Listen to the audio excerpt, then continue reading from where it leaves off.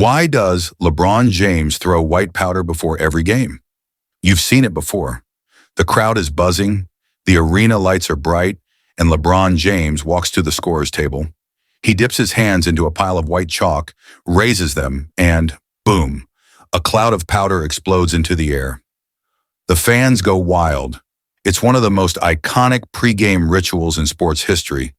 But why does he do it? What's the meaning behind it? Well, to understand that, we need to go back to where it all started. Back in the 90s, Michael Jordan, the greatest player of his generation, had his own ritual.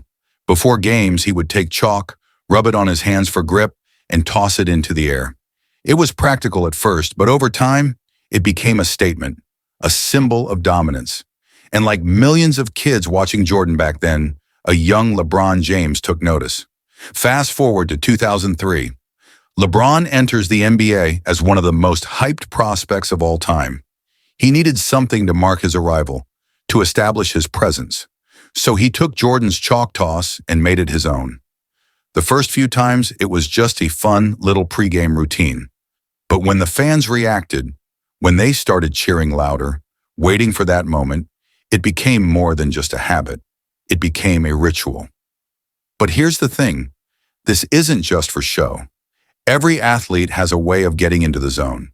For some, it's a playlist. For others, it's a deep breath before tip-off. For LeBron, it's the chalk toss. The second that powder goes up, he's locked in. Some people call it superstition, others call it showmanship. But for him, it's a switch, a signal that it's game time.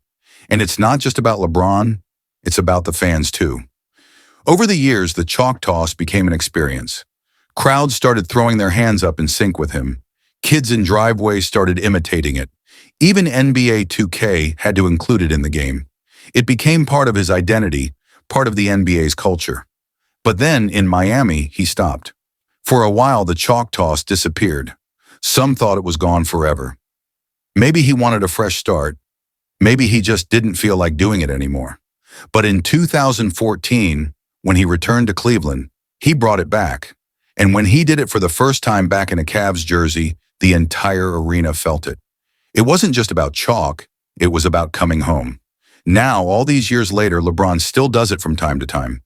Not every game, but when he does, it's a reminder of where he's been, what he's built, and the legacy he's leaving behind. Because when that chalk goes up, one thing is clear. The king is ready.